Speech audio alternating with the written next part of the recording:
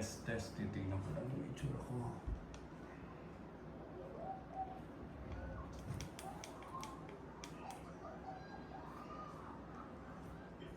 Hindi ko na alam kung masyadong malakas yung ilaw sa gilid ko eh. Pero tingnan natin.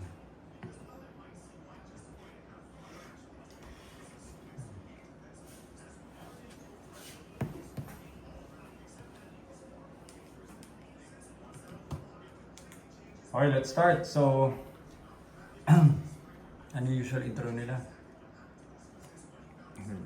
Sa YouTube. So let's talk about why we spent $10,000 and then 10,000 pesos. So let's talk about why we spent 100,000 pesos or more or less mga around $2,000. So let's talk about why we spent around $2,000 or 100,000 pesos in the creation of our AI films for our company. So let's talk about 100,000 pesos so let's talk about why we spent around 300,000 pesos in producing. So today let's talk about why we spent 300,000 pesos, more or less in US dollars would be, ilagay mo na, check mo na.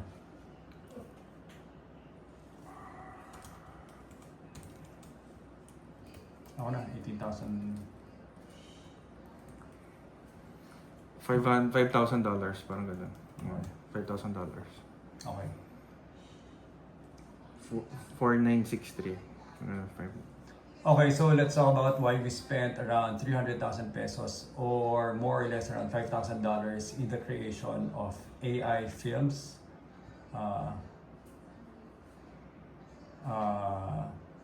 So let's talk about why we spent 300,000 pesos or around $5,000 in the creation of 5 AI films for our company. A little bit of background. So a little bit of background in our company. So we have a BPO company that we operate in the Philippines, and we have around 3,000 workforce. And with that 3,000 workforce, every year we are creating multiple kingdoms. So we are creating multiple kingdoms inside the organization to basically gamify it and create a story. And instead of just having like traditional departments inside the company, we made it into different thematic kingdoms. So ang mga kingdoms na to would be Dragon Kingdom, Warrior Kingdom, Magic Kingdom, Galactic Kingdom, Robo Kingdom. So for every kingdom, make sure na namin na we can create, parang in-envision na namin na we would be creating different characters, animations, particularly and very unique for that kingdom with its own thematic experience. And so we are trying to commit so an idea would be to create intro hype videos for every kingdom before the awarding. So this was really for an awarding event, and for every kingdom that we would be announcing the awardees, we would be playing this parang tribute montage or short AI, or we would be playing a short AI film. So we would be playing a short AI drama film that we would be showcasing the people behind each and every kingdom departments, highlight them as the main characters of the video, and then of course incorporate the entire theme of Dragon, Warrior, Magic, Galactic, Robo Kingdom. And so this is not really our expertise, but this is something very interesting. So this is something very interesting to share, because we've basically spent a lot of money.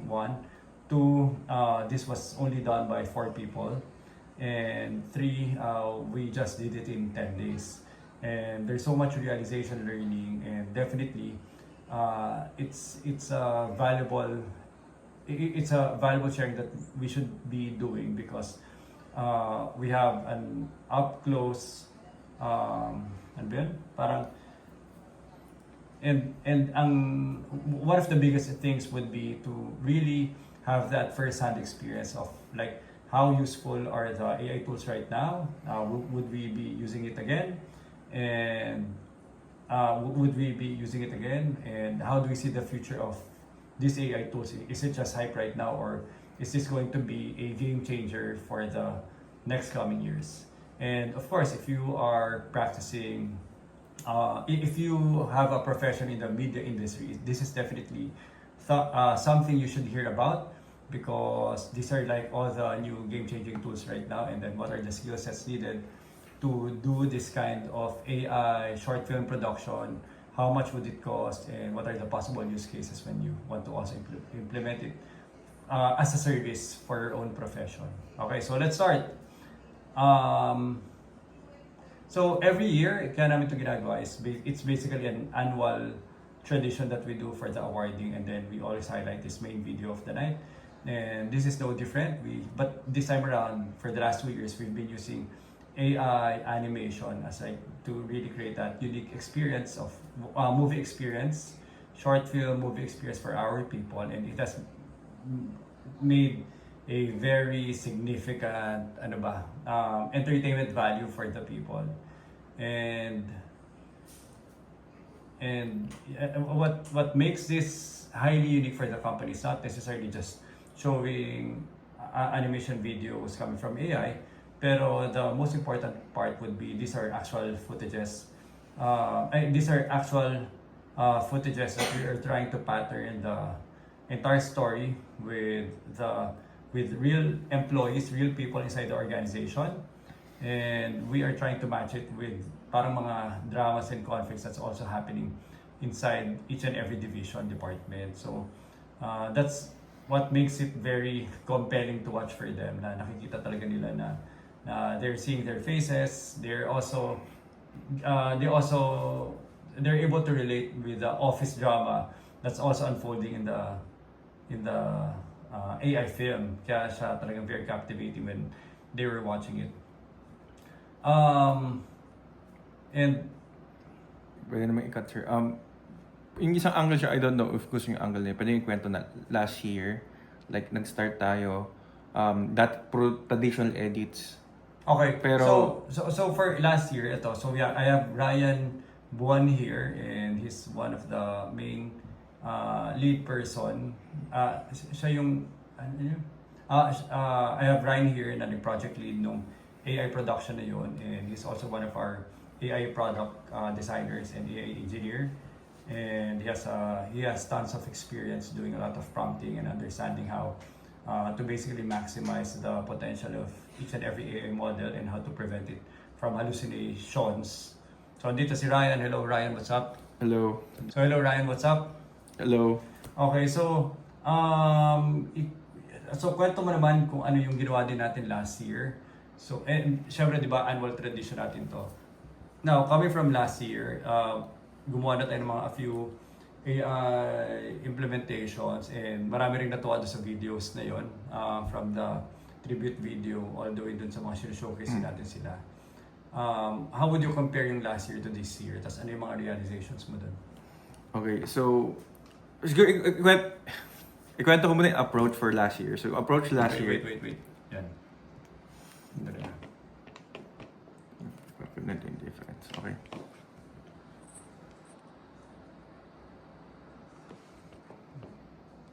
Sige, go. Sige.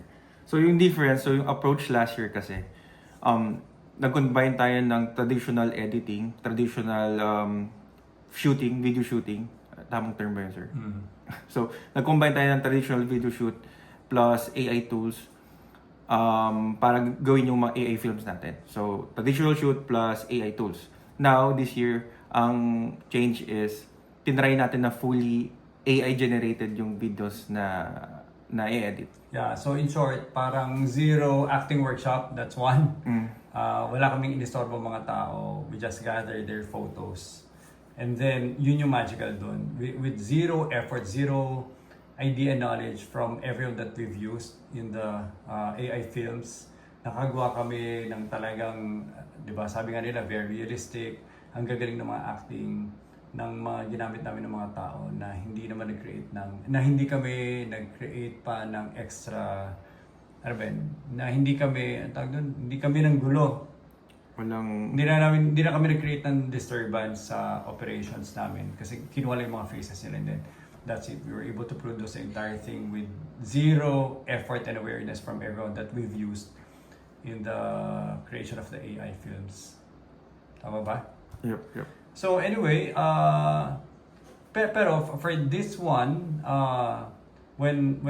so what's very important is the mindset when we were creating it, and the real objective at the very start is really to learn. And coming from last year to this year, it's not really, this is not a full-time work for us, but I'm very excited to basically put some investment because we have, diba, we have an objective, we have a use for it, and we have a budget for the films that we would be creating.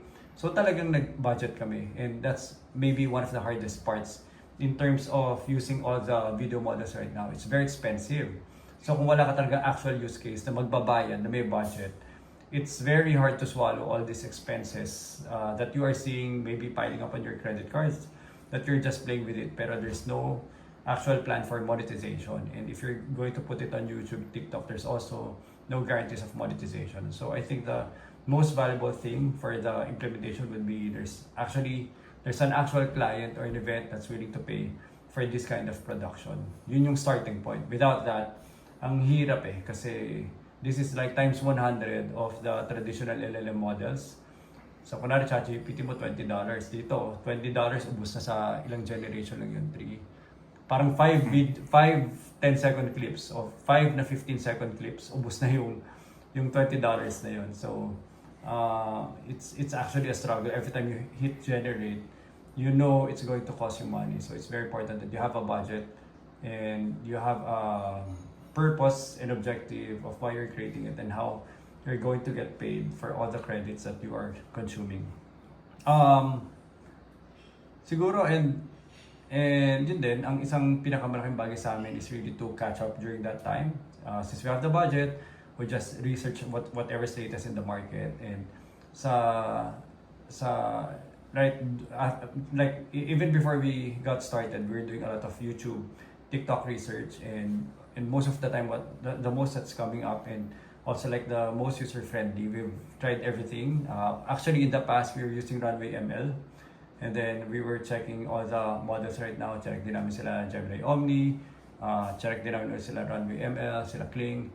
Pero bumagsak kami, just to keep the workflow very simple and makatipid din kahit papano, would be Seedance, that's one, and then Higgsfield the Seedance. So yun yung dalawa na ginagamit namin, and we'll explain later on what's the difference between the two, why Higgsfield most, and why siguro 60-40 ang split na, 60% Higgsfield and 40% coming from Seedance. Yeah, so in a way, parang, so those were mainly our excuse, di ba? To spend money on these tools for the next 10 days. And nag-lock in kami ng team, crafting the story, thinking of the plot twist, tapos researching, and then parang researching their faces pala. So kinuha na yung mga faces nila either via social media o kaya sa mga internal apps namin para makuha namin yung mga high resolution faces nila. And then last but not the least would be how to stitch everything together with a highly skilled video editor sa hulihan.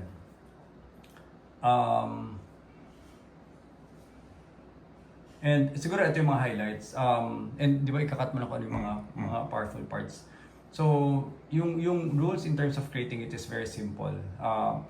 Para magkaroon kayo ng overall picture, we were 4 people doing it. Ako, which is basically the visionary of the entire project. Ako yung nag-create ng mga storylines, conflicts, overall theme for every kingdom. Parang kung ano yung feel niya, kung ano yung outcome. So medyo may pagkaano lang ako, surface level. Pero in some cases din lumalalim ako pag katabi ko yung video editor in terms of sound designing. Tsaka yung mga actual plot twist niya. Sige, yan mo muna.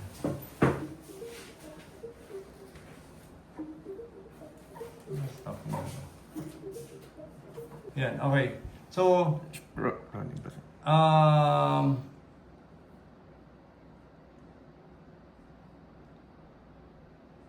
halos sasabi ko na rin to eh.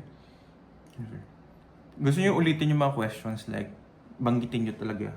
Any questions? Kasi may per face dyan eh, diba? So parang okay. like ano yung parang what okay, are the parts, parang ganun. So, ito, ano yung mga Yan, okay. So, ano yung mga challenges? So, first, let's start with challenges. One would be, you need real skills, di ba? AI prompting skills, familiarity of AI tools, of course, strong editing skills, tsaka yung overall uh, movie movie director, parang yung, how do you call that? Like film direction. So that's actually those are the skills that are actually needed to create one entire AI film. Kung talaga AI film ang peg. Kasi it's very different compared to just video editing for prenups, mga wedding. Hindi naman kailangan story nun eh. You just go on location shoots. Tapos i-edit siya, magpa-fly ng mga drone. Pero in terms of creating that plot twist, theme, story, hindi siya nag-exist sa mga typical na mga video editors na hindi na kailangan create na storyboard in terms of having a delivering a video in terms of delivering a video output. Dito, we live and die by the storyline. Kung ano yung narrative, storyline ng isang buong film, dun kami talagang highly dependent on. And isang bagay na talagang pinaka-naging reference ko dito, kasi I don't want it to be just another AI, just a lot of AI, action-packed film na wala naman talagang hindi substantial yung story. So, ang pinaka-reference ko dito yung sinabi ni George R. Martin na gawa ng Game of Thrones, sorry.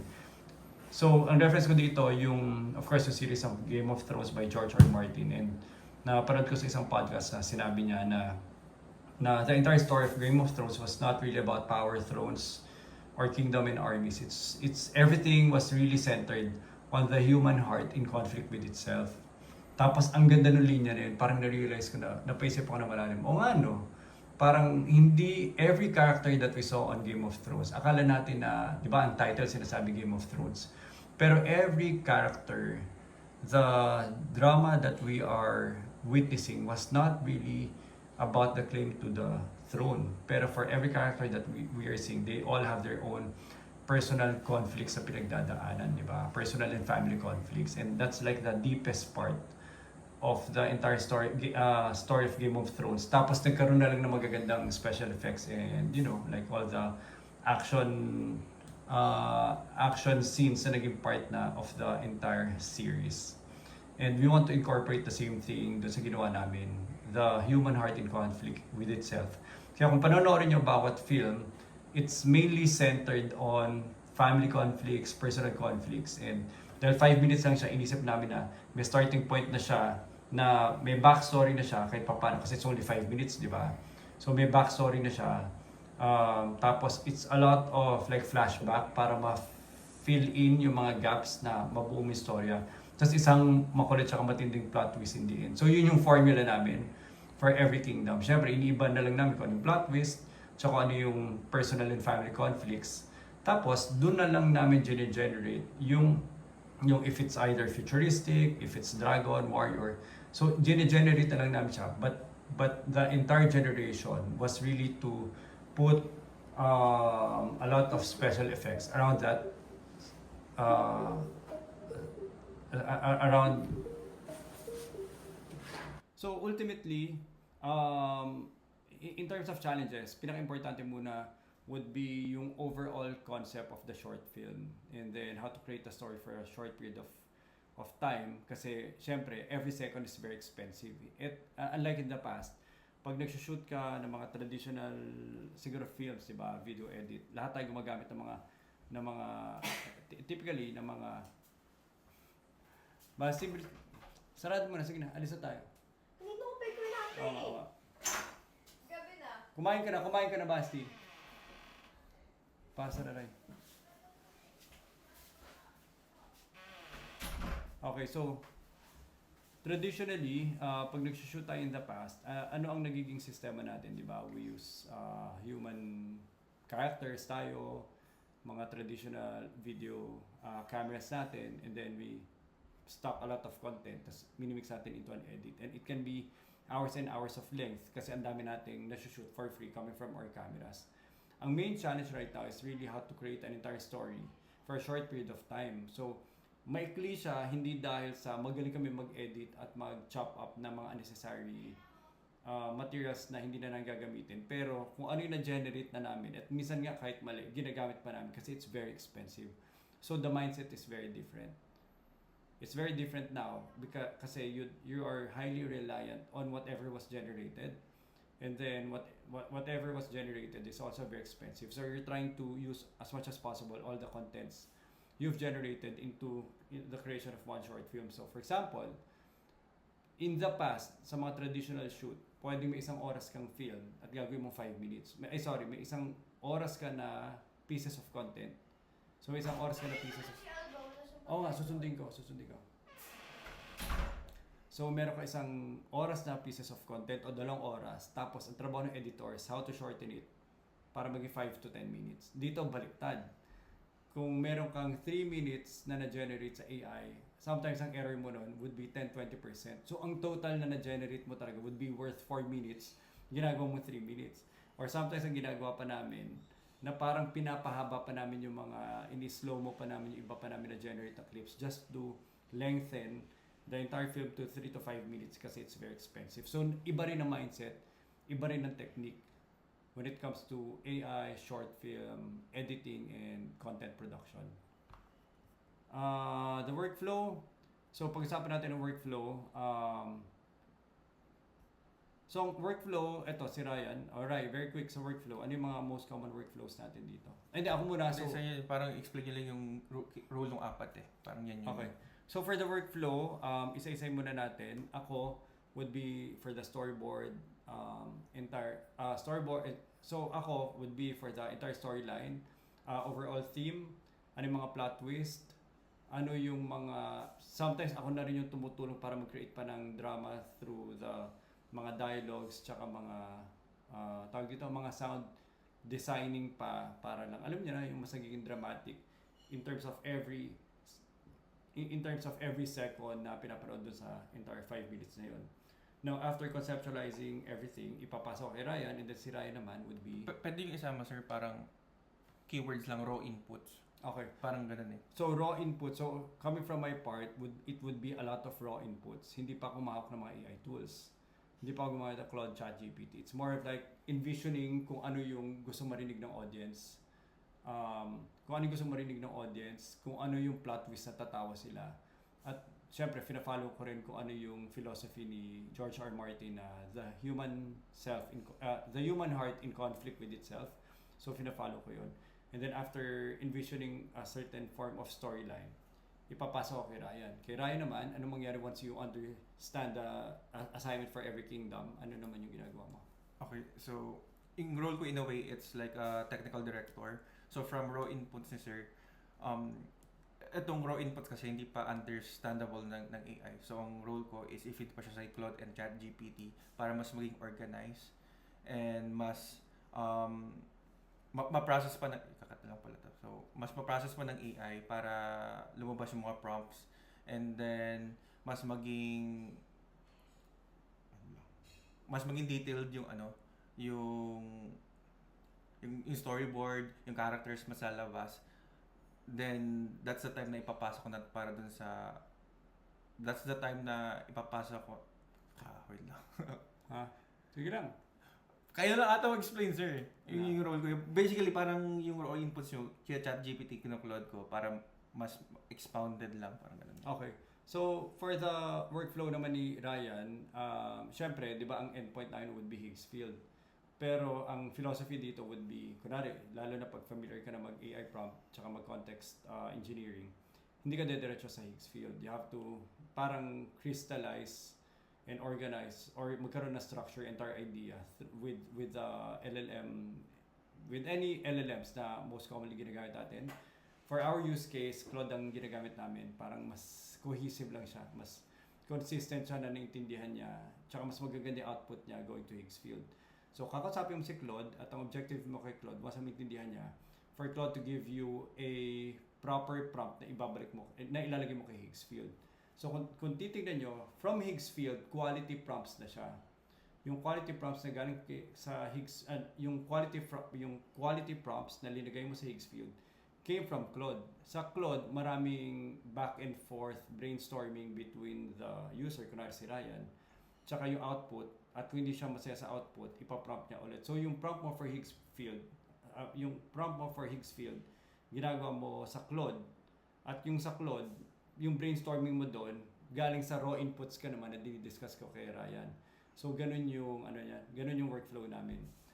Once na magkaroon na sila ng proper prompts for Higgs field. So once na magkaroon na sila ng proper prompts for Higgs field, syempre lalabas yung video. Yung video na yon, syempre we also consult the video editor kasi siya rin yung kahit papano ini-envision na rin niya kung ano yung magaganda next clip, kung paano yung angulo. May pagka videography taste naman yon coming from the video editor na ito yung magandang angle, if that's the next storyline that we want to tell, to share, dapat ito yung scene na i-generate natin. So yun yung idea naman nun.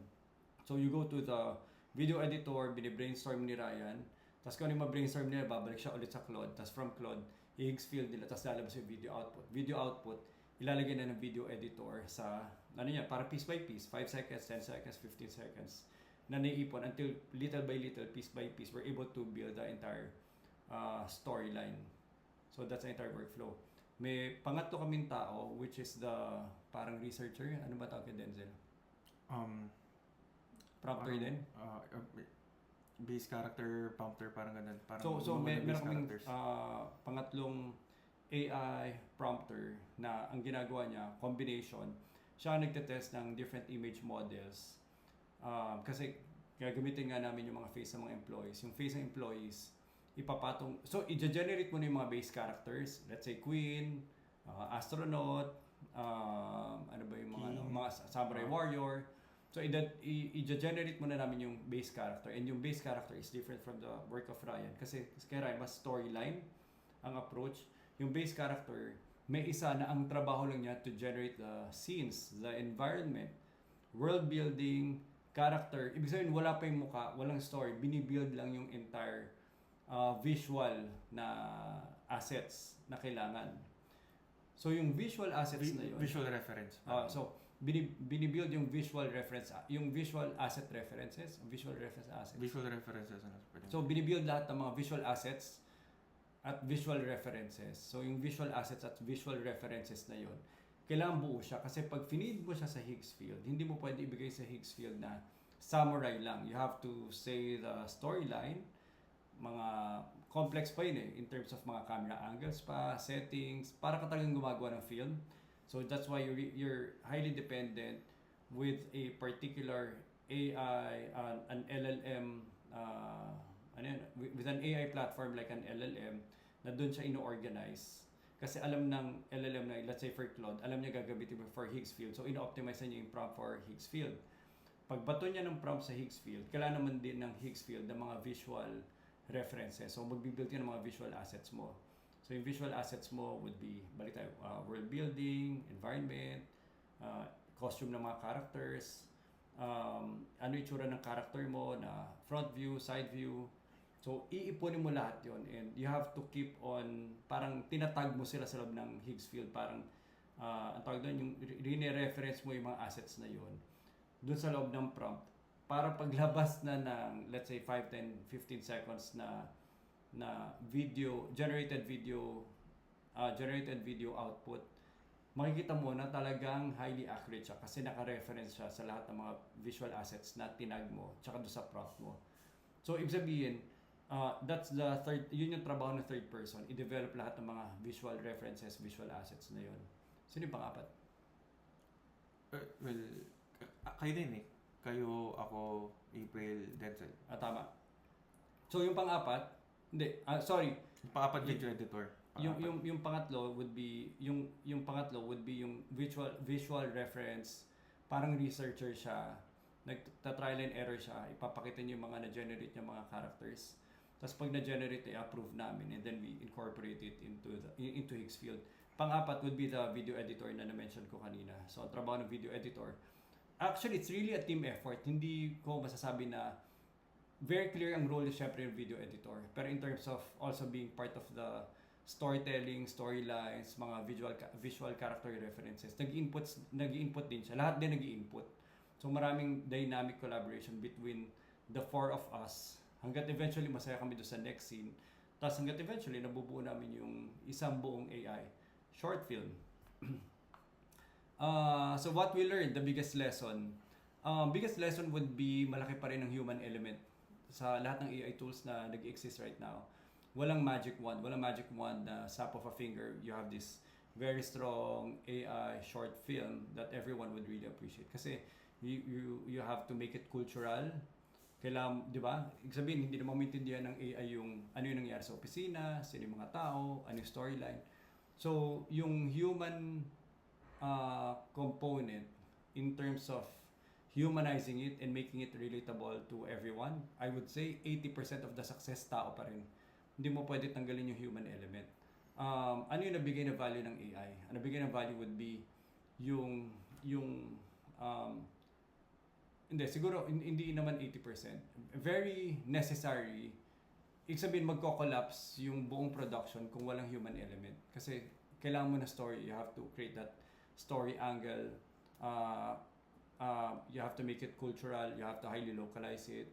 You have to make it personal sa mga tao. And yung ganong klaseng mindfulness, hindi mo ma-generate with any model dahil hindi naman yan intindihan yung context ng mga scenarios.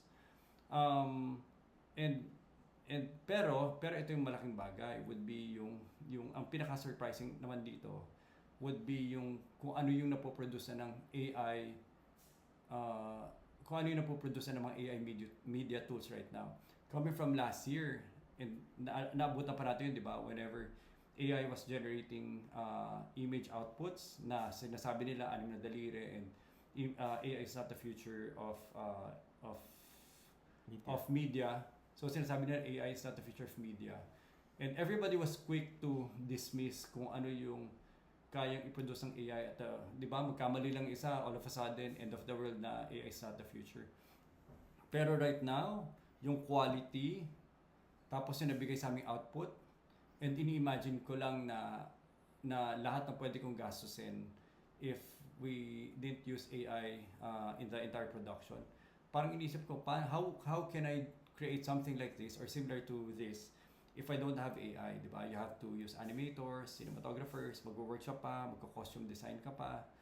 I mean, grabe yung complexity and it would cost millions and millions and millions, and definitely yung millions na yun is just for film producers na highly budgeted na may mga strong distribution for their films. That's why they're able to afford it. Pero right now, ibig sabihin, from our perspective, mahal siya. Pero in the entire scheme of things, trying to compare it with actually producing the same thing in the past, talagang leaps and bounds ang nabibigay na quality tsaka output ng AI ngayon. And this is definitely the future of a lot of things, from media, tsaka siguro work productivity. Maraming nangyari, and I'm really a believer na I've been doing AI for so long, and there are a lot of hits and misses, and hindi lahat nagiging actual productive work.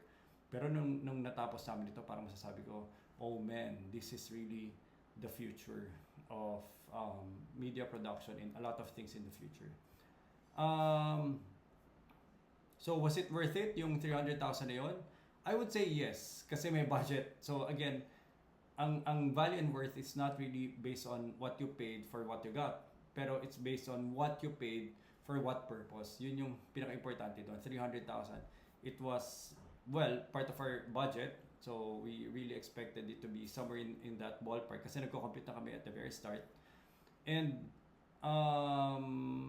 yun din, tsaka more or less siguro I would say ang pinaka-importante rin sa akin doon, yung 300,000 is also part of the tuition that I have to pay para maging updated sa lahat ng mga AI video models right now and to gain more confidence on whatever's in the market right now.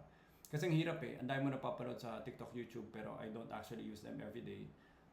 Kasi wala akong use case, tsaka wala rin akong budget. Pero nung nagka-budget ako, tsaka nagka-use case ako, it was a very good learning opportunity. So yung 300,000, I would say, parang kalahati nun, masaya ako na tuition fee. So the actual cost para sa akin is only 150,000.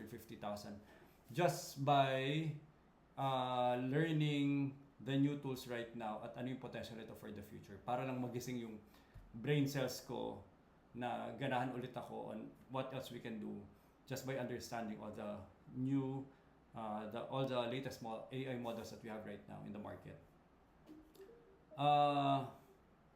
So wag na. So ito, to finish up, so I guess that's it. So I guess that's about it. Sana marami kayo natutunan today. Ibe-breakdown pa namin kung ano yung mga actual workflow. Siguro in some other videos or part of this video, ibe-breakdown na lang namin yung mga actual workflows doon, mga screenshots na lang, okay, mga video screen recording na lang ng kung ano yung itsura ng timeline ng CapCut na ginamit namin. And ginagawa namin to kasi before we forget all the workflow that we did, kasi this is not really our full-time work. We want to document it. We want to be as transparent as possible kasi sayang information, and we want to share it to a lot of Filipinos who want to enter the AI filmmaking industry, AI media, and all the tools, at malaman nyo na kung ano yung first-hand experience namin without you spending any money first on this very expensive AI media tools in the market. So, yun lang. I hope nakatulong. And if you have any questions, ilagay nyo lang sa comment. So, maraming salamat. And if you have questions, ilagay nyo lang sa comment section. So, maraming salamat. Peace. Let's go. Right. Peace. Peace. Okay. Like, share, yung Don't forget to like, share, subscribe kasi nasa YouTube na tayo. Let's go.